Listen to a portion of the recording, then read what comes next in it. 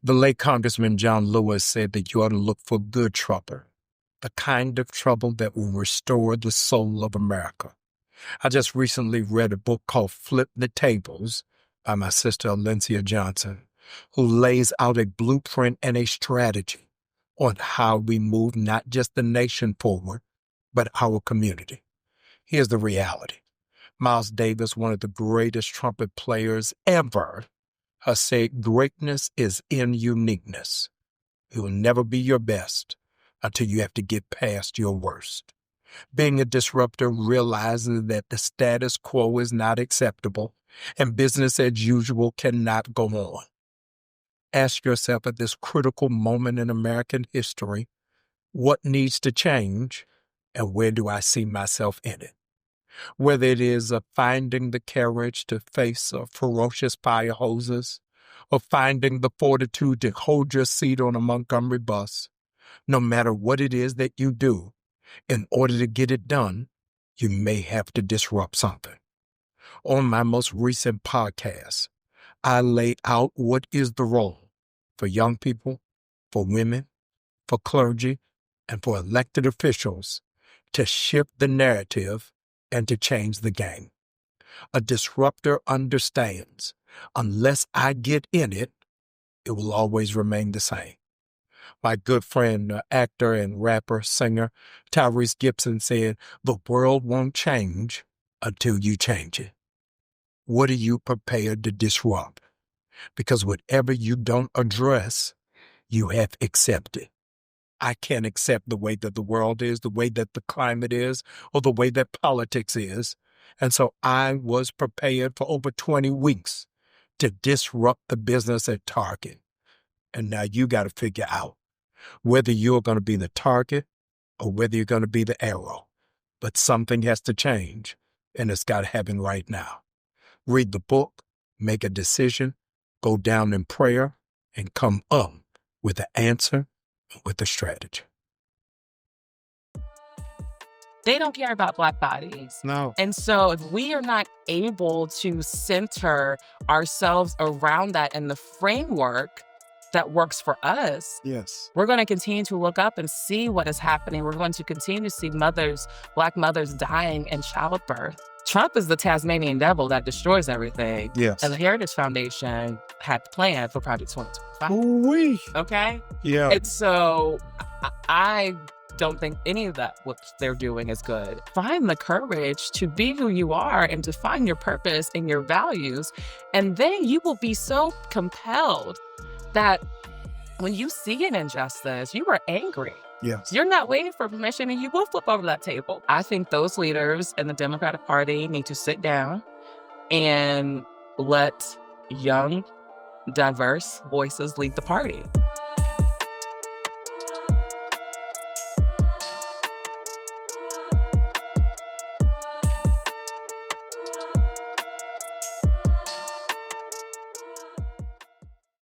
Hey, family, welcome to a special episode of Jamal Bryant's podcast, Let's Be Clear. I need you to buckle up because there's going to be a whole lot of turbulence that we're about to fly in. My sister has hit the ground. Alencia Johnson flipped the tables. This is the sermon nobody likes Jesus talking about, but we get ready to flip tables. There's a whole lot that's taking place in America, and what we are called to do in this hour and in this moment is what I'd like to call radical diplomacy. Is that we're going to have to take off the velvet gloves. We got to put away the linen napkins, put the china back in, and let's get ready to rumble. A whole lot is at stake for our future, for our community, and quite frankly, for the world. Thank you. I'm glad you're here. Thank you. Thank you for having me. This has been the hardest guest for me to get. I wasn't going to let you just slip through here. The hardest guest for me to get, but it was worth it. Absolutely worth it. When we talked to Ian Baltimore at the meeting, and I read your Disruptor necklace, and then saw Flip the Tables, what immediately came to mind is this is the next step or the next generation of John Lewis's good trouble. Is that where it is that we are in the American polity and where we are as a community is not, it's not playing nice. Somebody said recently that don't expect table manners from people you starved. So, in being a disruptor, what does that mean to you? Well, thank you for that. Thanks for calling me out. Yes. Only because I love you. You Only know, I had because to be on book, so that's how I hit Yes, I that get it. seller, Yes. You know this Oh, stuff. yes, yes, yes, yes. You know, for me, being a disruptor is someone who understands that we need a jolt, a form of chaos that actually forces people to confront something that they may not confront. Yes. And so only chaos and destruction does that. But the difference here for a disruptor is that not only are we going to destroy what's right in front of us, we have a plan to build something new. And I intentionally use build something new instead of rebuild because we've heard all this, particularly around democracy and what's happening. Yes. We got to rebuild this country and rebuild democracy. And I'm like, well, the Constitution, when it was written, wasn't written for people that look like us. Right. Black folks, people with wombs. Yes. We weren't in the Constitution. Right. So I don't want to rebuild that. Yes. I want to build something new. Yes. And, you know, as I've been on this journey talking about disruptors and disruption, it's going to take a lot of work. And so some of us are just going to be the table flippers while other people are preparing to build that next thing. That's right? great. Because it's so much work. And I think sometimes we get caught up in, I've got to do all of the jobs in the movement. Yes. But no, actually, I think we need to be laser focused on what we're really, really good at, what we're really great at it. Yes. And then we each have a piece of this. So for me, that's what disruption means. It is knowing that what is in front of us doesn't work. I'm going to throw something into disarray that you can't ignore. Yes. Much like the labor movement did and still does, much like a lot of protests, much like this boycott. And then you have to confront what you're going to do with that. And are you going to build something new, or are you okay with the status quo? No, so critical. Political scientists long after us will discuss how Trump, Steve Bannon, and crew were disruptors. My first job, I worked at a catering hall, and I came home complaining to my mom how much I hated the job. It was terrible. Boss was terrible. The hours was terrible. The pay was terrible. And my mother said something to me that stuck with me. I was 16 at the time. She said, you will always learn from a bad boss on how to become a good one.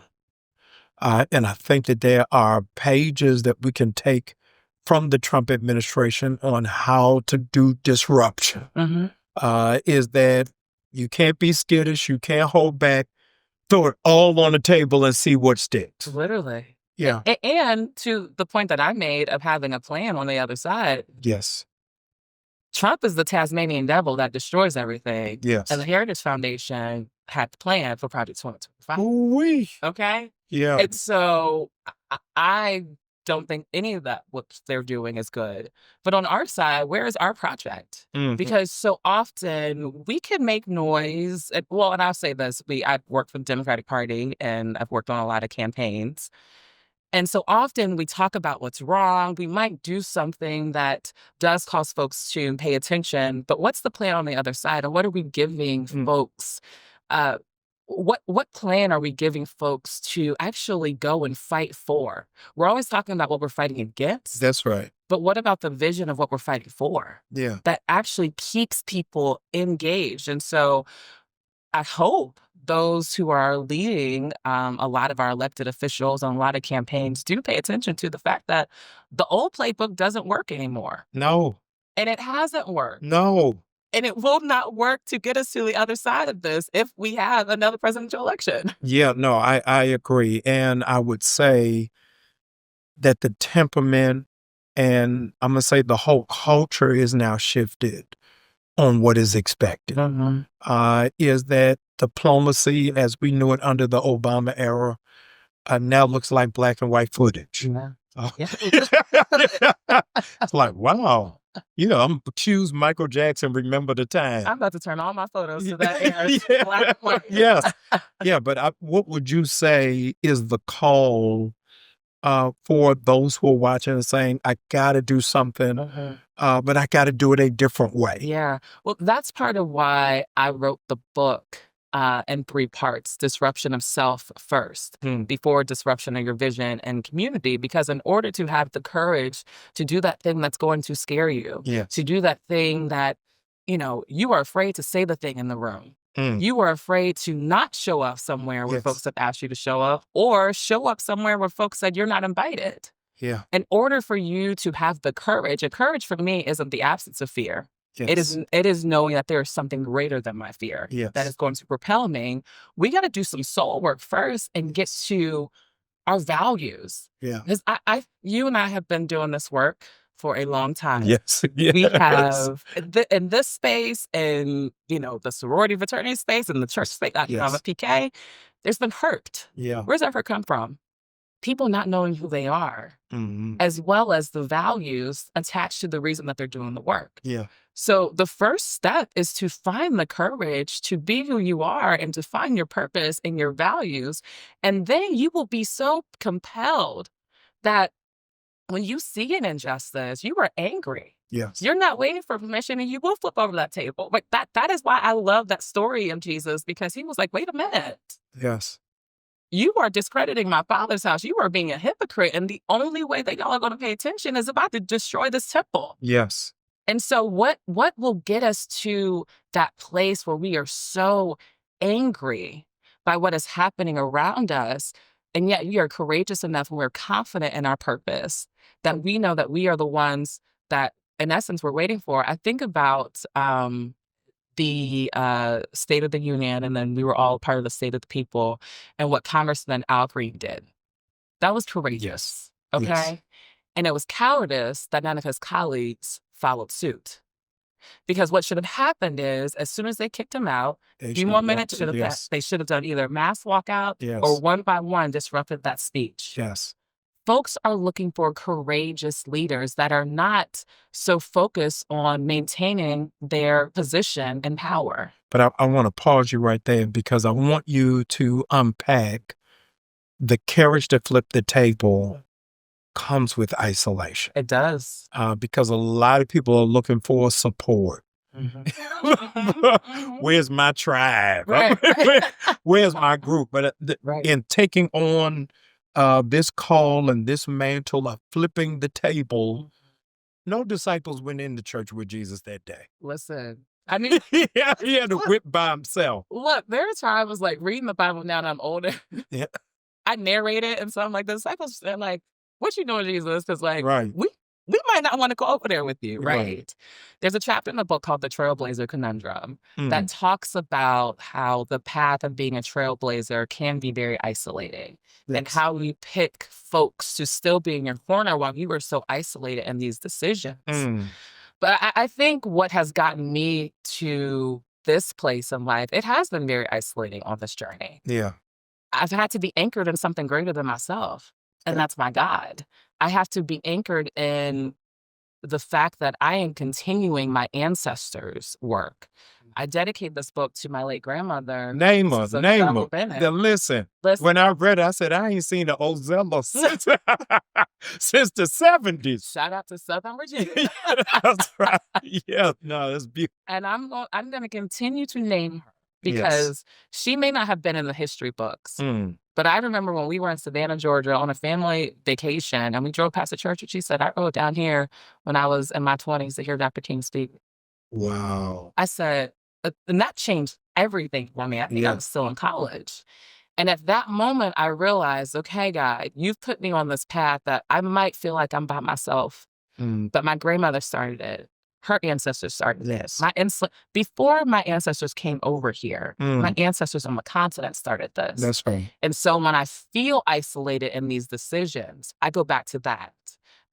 When I feel isolated in these decisions, to be honest, that's when, I think that's how so many of us have come to know each other. Yeah. We will feel alone, and then we reach out to someone like, hey, I see that you're doing this. And then most of the time we pick up the phone and actually build with one another. Yes. But it can be scary to go alone, which is why it is so important for us to be rooted in something bigger than ourselves. The tightrope that is difficult is being bold does not give license to being rude. Exactly. Yeah, Yeah, right because about that too. a lot of people in the culture, in the generation, I'm going to keep it 100. Uh-huh. Yeah, keeping it 100 does not prohibit you No. from grace. And you know, I read about this too in the book, that Yes. sometimes the loudest person in the room Yes. isn't always the wisest. Mm. And sometimes there's power in being silent. Yes. Sometimes our presence holds people accountable and is Yes. disruptive. Yes. This piece about grace, my God, I had to learn a lot more about grace, more so with myself, because we can be so hard on ourselves. That's true. And then other people see how hard we are on ourselves. What are you? They can pile right on.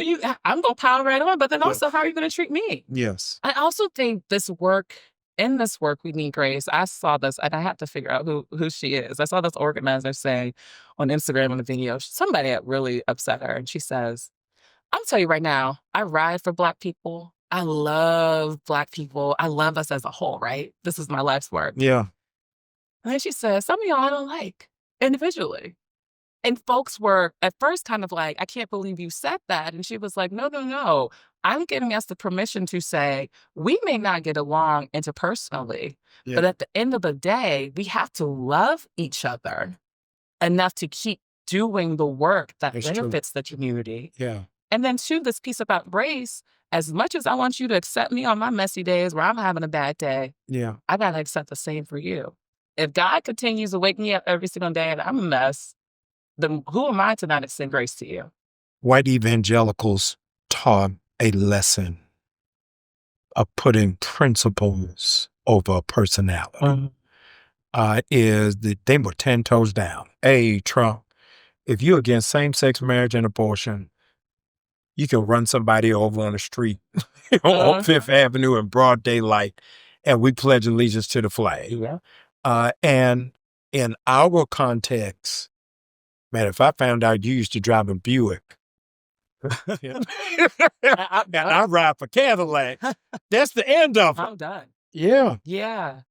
And I think that we've got to move into what are our principles. We're going to stand for what? We're going to disrupt for what? We're going to go to the guillotine on what is the issue. And I think that is the distinction that I got to give high props to the Heritage Foundation. They were clear on what they believed. And part of, I think, our problem, I hate saying it, part of our issue, part of our dilemma is the last 15 years, we have reduced civil rights to aggressive policing. So we run all of the names, the hashtags, Breonna Taylor, Freddie Gray, George Floyd, and we didn't even realize, and let me say for y'all show up throwing tomatoes, those are very important names and issues. My point is they can't be our only issues. And they can't be the only asterisk of the last 10 years in the fight for civil rights. That's why a lot of Black people are in shock and awe right now. Like, whoa. I didn't know until 5 weeks ago that Columbia would be getting $500 million from the government. Harvard, $700 million. Now, mind you, they have endowments. And we got HBCUs fighting to make payroll. Preach. I didn't even know this was even a thing until this administration. So they have pulled the sheets off in ways that I think are so significant. What, for you, would you say are the 3 areas that come to mind? I don't want to put them in order of priority. 3 areas that come to mind that we need immediately to start disrupting. Only 3?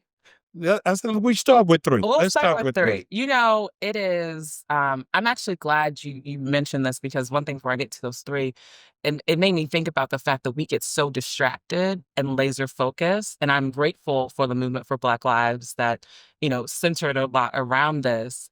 But then they went and built a platform that was very intersectional with all of these issues, right? From housing, which is, I think, one of the a huge crisis right now. Yes. Looking at the unhoused populations. And most of the time, we only talk about that in the context of major cities. But my family lives in rural communities, and my Right. parents do a lot of work Yeah. to help the unhoused. Yeah. And if you don't have food and safety, that's the base level of Maslow's hierarchy of needs, Yeah. right? And so this housing crisis, as well as the fact that people cannot afford food. I mean, we know that big ugly bill cut so much funding to so many different programmings. But even before that, when they were cutting up the federal government, there are free lunch programs that we know children actually need to be fed in order to learn. So if we are cutting off the needs that are at the developmental stages, that is impacting the next generations. One of the issues that I worked on for the longest, I spent 6 years working at Planned Parenthood's national office. Wow. And I helped create the Stand Up Black Women framework. I'm sure people have seen that Yeah. T-shirt and that branding.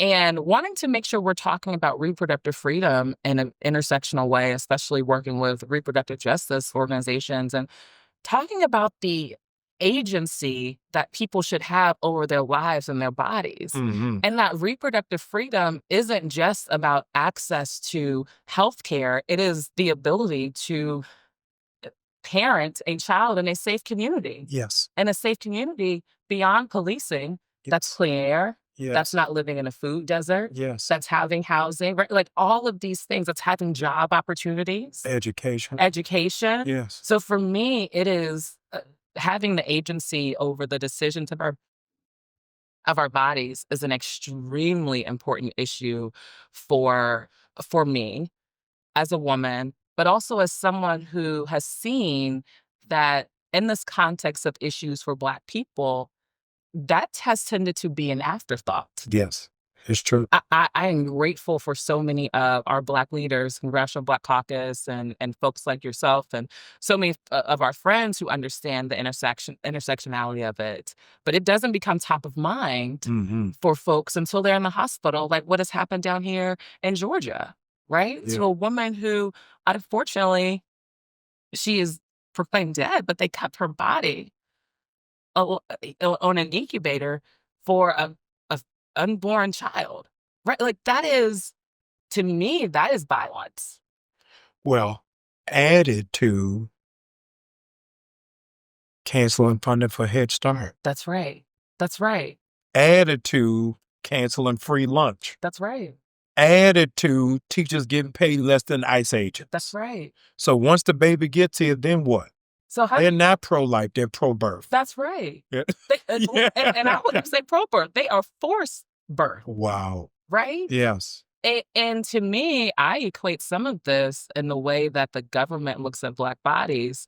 So our ancestors were brought here for two reasons: to labor or give birth to labor. Mm. And when we got out of that in that iteration, Yes. right? Let's be very clear. Yes. Now they're enacting laws that are putting us back there. When I think of the maternal mortality rates, when I think of, we obviously know what is happening in the prisons, Yes. they are putting us back into those chains. They don't care about Black babies. No. They don't care about Black bodies. No. And so if we are not able to center ourselves around that in the framework that works for us, Yes. we're going to continue to look up and see what is happening. We're going to continue to see Black mothers dying in childbirth. And then those children, to your point, not supported. This ain't even where I wanted to go, but I got to come off the highway and go on a dirt road for That's just 1 minute. I want you to talk about your time in Planned Parenthood, and the reason why I want you to dig in is in that last election cycle, white evangelical churches focused only on abortion and not on the inequity of Black mothers dying on the table. not dealing with the access to health care. And I want you to say a word as a Christian woman, Yeah. as a PK. Yeah, seriously, because I very rarely, regrettably and embarrassingly, those conversations and talking points are only issued by men. Mm-hmm. And I wanted you, having been intimately in that space, to speak to why it is important on two fronts. On the Black community, one, drum roll, and for the Black church.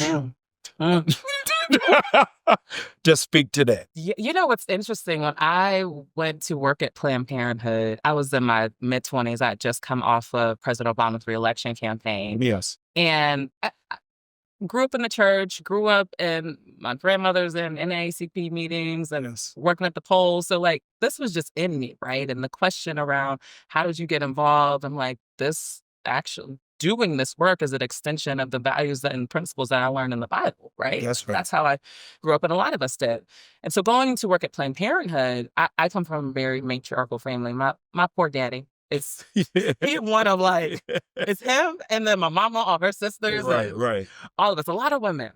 And so strong women. Grew up, I'm a Delta. Yes. I was like, yes, we out here marching for the suffrage. With the white ladies in there, want us there, but like, let's get it. That's who I was. And so going to work at Planned Parenthood, it was never really a question for me, especially because I had parents who were like, yeah, you determine the decisions about your life. Right. And you have to always, we want you, my dad said it to me, he was like, I just want you to always have every ability to be safe.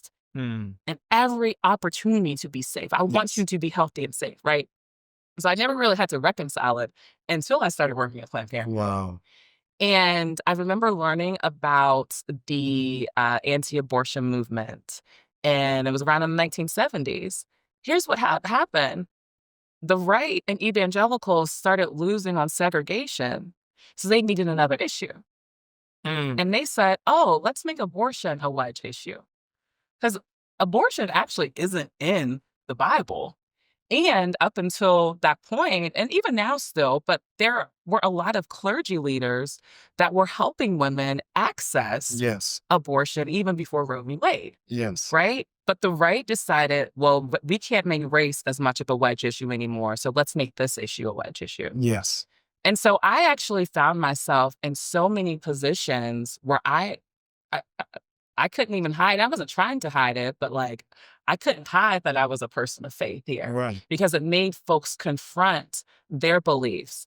Particularly when I think about the Black church, there were a lot of faith leaders, and actually including Reverend Tracy Blackman. That's how she and I became really close, who understood that a lot of these issues, particularly around abortion, it's a matter of life or death for a lot of Black women. Yes. And if we are so in the business of making sure people are healthy and safe and whole, why would we shame people for just thinking the best decisions for their lives? Why would we not welcome them? And why are we starting the conversation of reproductive freedom at a decision around pregnancy when there's so many other conversations we can start with? Yeah. The right likes to talk about abortion, but they're also writing out sex education in schools. They're writing out contraception. Yes. All of these life-saving matters of healthcare. And so it was really important for me to be there in that moment, unapologetically a Jesus lover, able to shift perspective on the left, because quite frankly, the right has co-opted this conversation of religion that some people don't actually even feel compelled to talk about their faith on the left. And I had to be that disruptive voice. And I'm actually really grateful that I was there. And pushed and challenged us as a movement to really think about the ways that we're talking about this issue, and also pushing and challenging some of my, colleagues and people that I know who are in the church of like, this is an issue that we have to care about. And we have to create space. I was talking to a friend of mine, she's first lady, and her church was grappling with how to have the conversation. This was before Roe was overturned. It was when a lot of the state abortion bans were happening. And she said, at our women's conference, you spoke. And afterwards, they had a testimony service, a woman stood up and talked about having an abortion. Wow. And her hard decision it was, and what she was feeling some 20-some years later.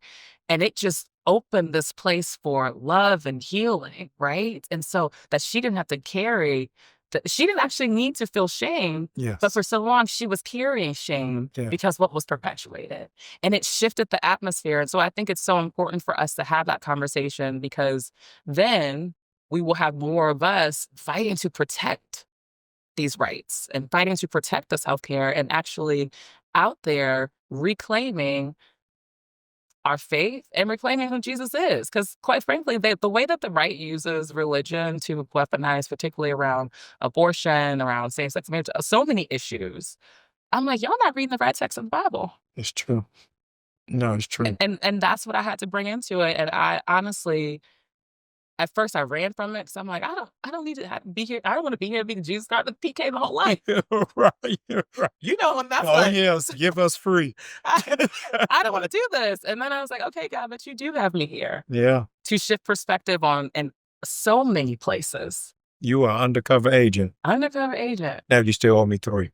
Oh, I do. What You gave me housing. Housing. Now we got 2 more. I do think reproductive freedom. Okay. Is one of them. And then I would say,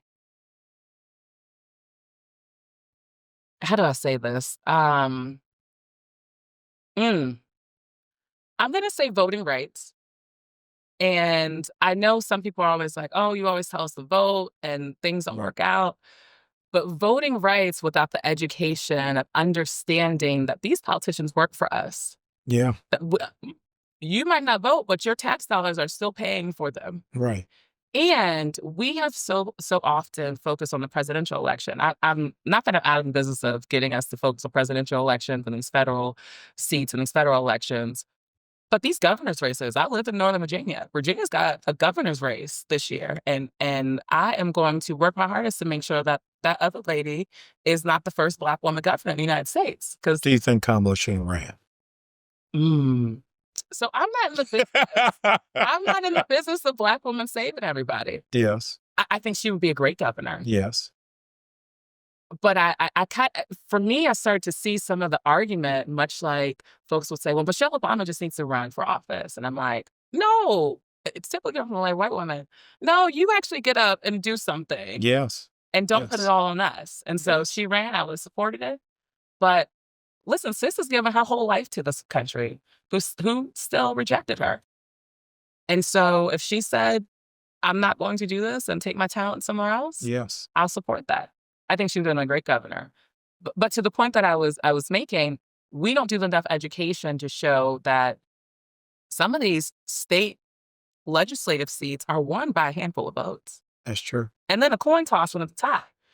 And the state is high up. Yeah. Because one of the things that evangelicals did is beginning, I think in 86, it started running for school board seats.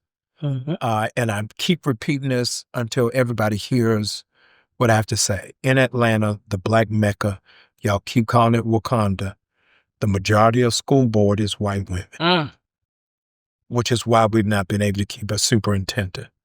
And the old Tip O'Neill say all politics is local. It is. Yeah. And I want you to give a challenge because it's the oldest leadership Black people has ever had. And I want you to really give a push for young people to run for office, to get involved and to get engaged. What you see with Max Frost in Orlando, the mayor Madani in New York, the new mayor of Minneapolis, I think. People are emerging who are flipping the tables. There's no way. Yeah. I'm not even a betting guy. But if you took me to Vegas 6 months ago, there's no way I would have voted against Cuomo becoming the mayor of New York. No way. This is a household name. He's got the brand. Of course. They are synonymous with New York. Yeah, he's Frank Sinatra. But it really bespeaks that people are looking for something different. Oh, absolutely. I mean, I just spent some time in Cleveland, and the mayor, we Yes. saw each other in Cleveland. That's right, because that's when Yes. you got me. Yeah. Yes. You know, the mayor of Cleveland is not even 40. You got Shamari Figures, who is a congressman out of Alabama, who's barely 40 years old. Yeah. And to be honest, I think about our civil rights leaders. we name them and we talk about them. A lot of them are elders now, but they started this work very young. Yes. And I am not being ageist at all, Yes. because there's a lot of wisdom with age. Yes. And at the same time, the solutions that we are looking for, a lot of folks our age, like, have them. Now, I got to be careful, because every time I start talking like this, folks ask if I'm going to run for office, and I say I like to be a king and queen maker. Yes. But there's something to be said about seizing this moment with this energy that we have right now. Yes. And operating with the sense of urgency. There's a whole chapter in the book talking about the urgency of now. When Congresswoman Ayanna Pressley challenged a Democratic incumbent, and even some of the CBC members questioned why she did that. Oh, yeah. And now, Yes. look, Congresswoman Ayanna Pressley is one of the best fighters we have in the House of Representatives. And so there's so much opportunity. I'm thinking about, again, I mentioned the Virginia race. We have Jay Jones, a young black guy my age, running for Attorney General. And that is powerful. And these state attorney generals are going up against Donald Trump. Yeah. And so let's not leave our ability to influence change and power. Let's not leave our power up to someone else. If we're frustrated, I tell people all the time, if you are frustrated with your elected officials, get in the game, challenge them. I want you to talk about, for years we've been talking about white privilege. Charlemagne the God had a book on black privilege. And you got a chapter called Spin Your Privilege. Tell me what that is. So I talk about spin your privilege. So, working at Planned Parenthood, I spent a lot of time in the women's movement. Yes.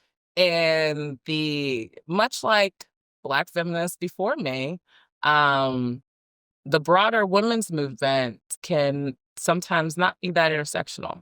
And white women often don't understand their privilege. You still have the privilege of being white. Yep. Right? And we know how white women have weaponized their fragility to not just harm some of our people. Oh, yeah. But to have some of our people murdered. I mean, Emmett Till. Yes. Right? Shannon Sharp. Let you go. Yeah, I'm not condoning it. I'm going to keep going. And so, having worked in this movement, yes, and I worked for Senator Elizabeth Warren when I was at Planned Parenthood. Cecile Richards, God rest her soul, she was the president, and two very prominent women in the progressive movement, right? And still had to have conversations about their privilege of being white, talking about issues of justice, and how it was so powerful for Senator Elizabeth Warren to come down here during her campaign, come down here to Atlanta at, I think we were at Clark Atlanta University, and she was talking about the Black washerwoman.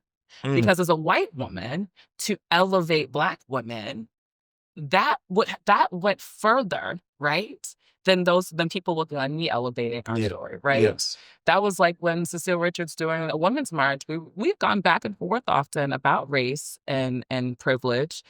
And she says to other white women, it's time for us to actually not only let Black women lead, but follow their leadership and support it. That's right. Right? And so you got to use your privilege in order to do the most good and uplift voices, and actually not just uplift voices, but let those voices be in the center of the conversation and fall back and follow.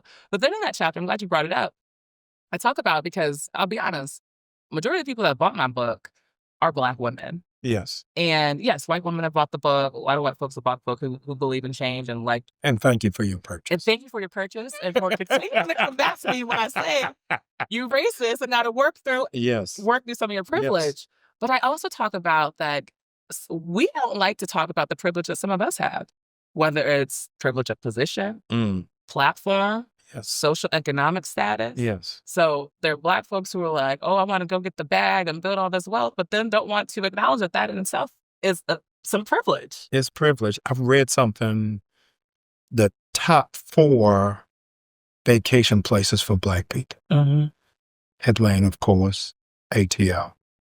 Negroes love Miami. Houston. And let me tell you what threw me off. What do you think number 4 is? Miami, let me get a refresher. Miami, Houston, Atlanta. What do you think number 4? I was going to say Martha's Vineyard, but Yes. it is? Okay. Yes. Yeah. And the reason why that came to mind, 5 is New Orleans. Okay. The reason why that came to mind, there is no Essence Festival in Martha's Vineyard. It's a, for those of you who have not been, it's not even the balcony section of the Essence Festival can't fit in Martha's Vineyard. Mm-hmm. So for it, let's say it's 2,000 people. Let's go on a limb and say it's 4,000. Right. Negroes are piling into that house. It's 4,000 people. On couches. Yes. So let's say it's 4,000 people in Martha's Vineyard, right? Total. Mm-hmm. In any given week is 4,000 from July to August. Mm-hmm. That it would be commensurate to the impact of the economy of the Essence Festival. You and I were talking off camera. You hear 5 different conferences going here. I'm saying that to say it's condensed Black privilege. Yeah. Ralph Lauren stock went up by 17% from an Oak Bluff line. Yo, this is huge because I'm a Morehouse alumnus. So for Morehouse... So you got your sweater. Let me tell you this. They were sold out in 24 hours. And they weren't cheap. No. Yeah. In 24 hours, and Morehouse alumnus had a special code to get it the day before, and it was sold out. Wow. We have that much stake in the culture, in the community, and in the economy. I said that to say I'm going to spend your privilege. Yeah. The intensity, and I'm turning myself in so I'm not a hypocrite. I'm born next week. I'll be there in a week. Okay, I'll look for you. We're going to get ice cream. I'll meet you on the corner. Is how much privilege that is. Yep. That has to be spent in a different way. Absolutely. Than us just doing, I'm shooting myself in the foot. We got to do more. That's the best way. We have to do more. And I'm glad we are having this conversation. Yes. Because oppression can still exist in our lives while we also still have privilege of wealth and access. Yes. When I'm sitting on CNN and MSNBC, I know that it is a privilege to be in that seat. Yes. And so what am I going to do with that? Argue with those crazy Republicans? You can. Or am I going to actually give our people some information, or even more, bring into the conversation a perspective that the Beltway isn't talking about? A perspective that will shift people's thinking, hopefully. I talk about this too. As a Christian, I have privilege of being part of the dominant religion in this country. Yes. So when I see Islamophobia in this country, I should stand up against it, right? When I see people going after our queer and trans brothers and sisters, I have privilege. Yes. As someone, as a heterosexual woman, to actually stand up against this, right? And so we are so caught up with white privilege. And yes, that is a conversation to be had. But we got to step back and sit in our positions and wonder, where do I have privilege to spend? And, for those of us that go to Martha's Vineyard, yes, that's money. Yes. But that's also the power and the platforms we have in certain institutions, right? Yeah. And the fact that the Black folks that partnered with Ralph Lauren on this campaign, which is also a lesson for these companies who want to roll back one censoring us. Yes. It actually it helps your business. Yes. But the fact that they were able to form this partnership that just centered, that documentary I watched the other day was so beautiful. And it's actually okay to show the diversity among us, because we're always talking about we're not a monolith. Yes. And then people have a problem when we show the different pieces of our community. But I think even as we talk about we're not a monolith, the thing that I captured from that collection and the documentary is we are all about preservation of our heritage. That's right. And whatever that is. And we have to continue to do that. And so I challenge all of us who can sit here with this mic. It's a privilege for me to sit right here. It's my honor. And I get to bring in Chatham, Virginia, and Danville, Virginia. Yes. Right? A small town. And say your grandmother's name again. And say my grandmother, Ozella. Ozella is my favorite. Listen, I write a lot about Ozella in the book, and she said, "You might slow me down, but you can't stop me." That lady. Oh, that's great. Oh, that's I great. live by that. Oh, that's why I'm so fired. Let me tell you, that's going to be preached tomorrow. Listen to me. Okay. Yes. Yes, you may slow me down, but you can't stop me. She told that to Woo! me. She I said, need that on the t-shirt. You know what? You gonna get it because my mother said the same thing. Really? And I said, okay, I'll get some t-shirts made, so I'll get you one too. Yeah. Somebody got to tweet that. You may slow me down, but you can't stop me. That's so good. Isn't that, in essence, the spirit of us? Yes. As Black people. Yes. Yes. Right? And so it's also okay to slow down. I talk about it in the book a little bit, that like joy and rest are extremely important to this work. Rest is literally in the word resistance. Yes. Right? So we might be slowed down, but we can't stop. And Alice Walker, there's a quote that I'm paraphrasing, I put in the book. It's what got me out of the bed after the election in 2024. She said, you have to maintain a healthy soul in the face of constant oppression. Oppression is constant. It's going to always be here. So how do we maintain a healthy soul? We might be slowed down. They don't want to stop us. Listen, tag team back again. Listen. I love all of it. I need you all to get this book, Flip the Tables, Alencia Johnson, future governor of the state of Virginia, congresswoman, school board member, dog catcher. She can do it all. I believe in her. You've run so many other campaigns. I'm pushing you. Well, thank you. You know what's crazy? Yes. I keep saying no, yes. But you know what happens when you say no to God. Listen. So I'm always like, whatever God wants to do, hoping that that's not what he wants me to do. But, you know. Careful. You got to be careful. I thought I'd never be a pastor.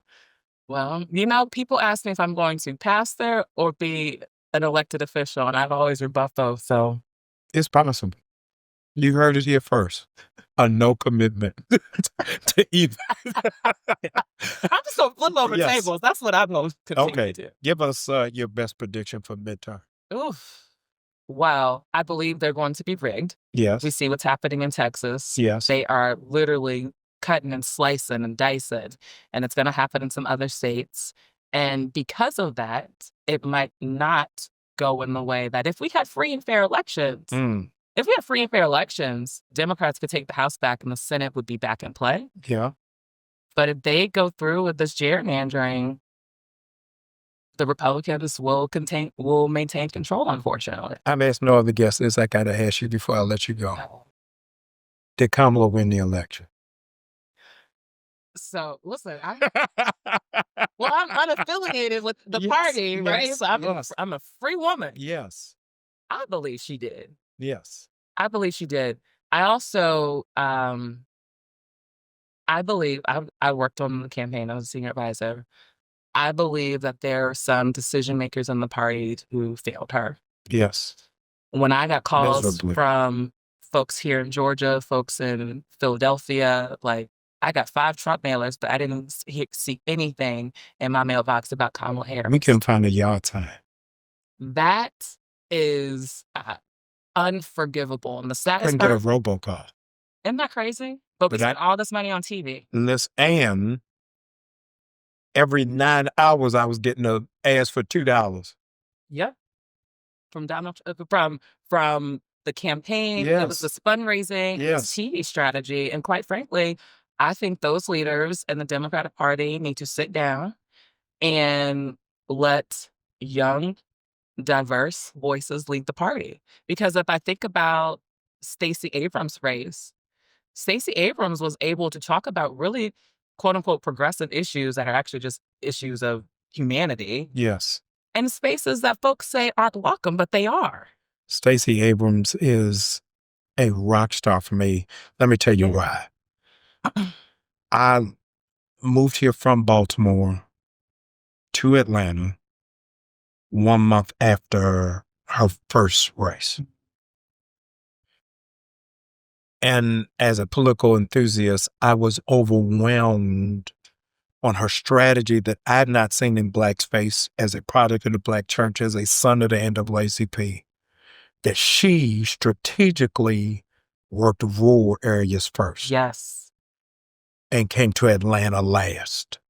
Because a lot of times we talk about the monolith, we just think Black heterosexual Baptists. That's what monolith is for us. But nobody's coming up with strategies on, we think of Atlanta, but not Rome, Georgia, not Columbus, and those are the critical points. And that's where we had to recalibrate. The target boycott had to be different than Dollar General, because Dollar General was rural areas. So how you ran the play in the city is completely different where that's your only option, where that's your only place to go. Absolutely. Yeah. But in both cases, you got to kick over that tape. That's right. Tell them how they get this book. Listen, you can get the book any and everywhere books are sold. Yeah. You can also get it on Audible. Yes. I read it. Yes. And when you do get it, please give a review, because this is really helpful. I'm going to give a review. Y'all look for my review. It's going to be there. Thank you. I appreciate it. No, thank you. And next time I need a Disruptor chain. So now you want a t-shirt, a Disruptor chain. What else you want? I want the whole kit. The whole kit.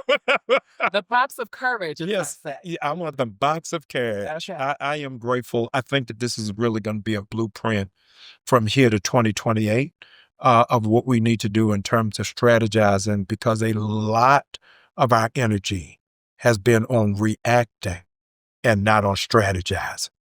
So we wait for somebody to get shot, somebody to get killed, for a district to be redistricted.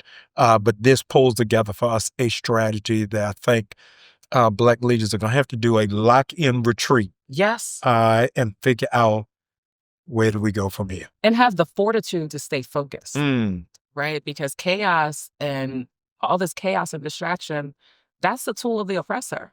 It is. So we got to have, it is courageous to say, I'm not going to get distracted by this noise. Yes. I'm going to lock in. I was talking to some college students at HBCU, and I said to them, do you believe the LGBTQAI plus community is a movement? They said, oh no, absolutely. I said, can you tell me who their leader is? Said, no. I said, in this next iteration of civil rights, the movement has got to be undeniable, even if the leadership is untraceable. And so the shift is going to be so important that we don't just have one person, because we don't have space. It's too many lanes. It's too much work to do. It's too much. I'm tired. Yeah. And rightfully so. Yes. There is a space for everyone. I talk about this all the time. I remember when I was being an ineffective leader because I wouldn't get out the way for someone coming up behind me. I was like, what is all this resistance here? What's happening here? Wow. I had to check my ego. Self-awareness. And I said, oh, let me get up out of here and go where God really wants me to go right now. Yes. And then when I did that, these other leaders were able to fulfill, actually, they took the strategy even further than I could have. Yeah. So we got to remove ego.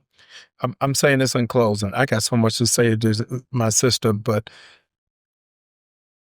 yesterday on the news, effective August 20th, I don't know if you heard this, effective August 20th, you can no longer have dual citizenship. Did you know that? I'm not surprised that happened. That you have to choose one. Here's the dagger, or lose both. Oof. That's Trump's latest offering. So all y'all that's gone to Ghana in December, all y'all that's running the synagogue, no more dual citizenship. Thought you were protected. But see, I'm so glad you brought this up, because it wasn't until this Trump administration, actually I think it wasn't until it started during that debate when he was talking about our Haitian brothers and sisters. Yes. And folks started to realize, oh, wait, this immigration fight impacts us too. Yes. When there are organizers and leaders of Baji, organizers who have been trying to say, hey, there's a Black immigration movement too. Yes. And this has to be our issue as well. And so now we're seeing that. And it's impacting. So to this point, we're talking about privilege. Yes. The privilege folks had to go get that dual citizenship. And now look where we are. After Ghana, do you know where the second largest amount of African Americans live? Where would you guess it is? Oof. Not in the U.S.? Yeah. Or in the U.S.? Outside of the U.S. Outside of the U.S.? Yes. You said Ghana, and then...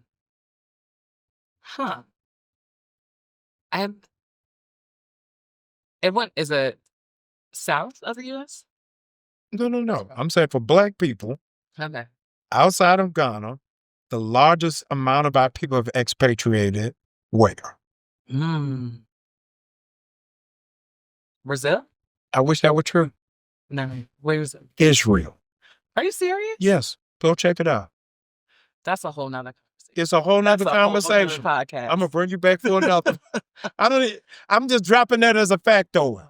Who are stuck over there? Wow. Stuck over there. Wow. And they're in a crosshair because the Jewish community doesn't respect them. Yeah. They're not Palestinian. Right. So they're stuck there as casualties/prisoners with no voice. Over 5,000. Wow. Live in Israel with no attention, no aid, no assistance. Wow. So before the bombing, October 5th, I think, October 5th, they had supermarkets, schools, the whole nine. Yeah. And our forgotten community. Well, that's a reminder that anti-Blackness isn't just an issue here in the United States. No. It's a global issue. Nationwide is on your side. It's global. Y'all get the book. This is my third time saying Get the book. Get the book. Flip the Tables, Alencia Johnson. It is amazing. Comes with a blueprint, comes with insights, comes with strategy. It just doesn't come with a necklace. But I want you to get it. It's going to bless you. It's going to equip you. It's going to empower you. And I want to stretch you that you would, in fact, read it in groups. This is not a novel. This is not Zane. You need to read it. You got to study. And that's my friend. No, seriously. This is a book to be studied and to be unpacked. And it is to be discussed. So, ladies of Delta Sigma Theta, I'm a member of Kappa Alpha Psi. All of you in D9, those of you in Bible study, vacation Bible school, midweek service, community watch groups. I need you all to get this book and discuss it. My review will be there prominently placed right at the top of the list. So I want you to put yours right underneath of it. Now, don't give a review when you ain't read it. Because you know Negroes. I mean, I hate the color yellow. I need to know why the book ain't red, black, and green. So I need y'all to get the book and you're able to hear her voice in Audible. But I want you to discuss it. I'm appreciative that you hung out with us on the Jamal Bryant podcast. Let's be clear. Do me a favor, please. Like, follow, share, and comment about this amazing discussion. Thank you for hanging out with me today. Thank you for having me. I can see you all next time.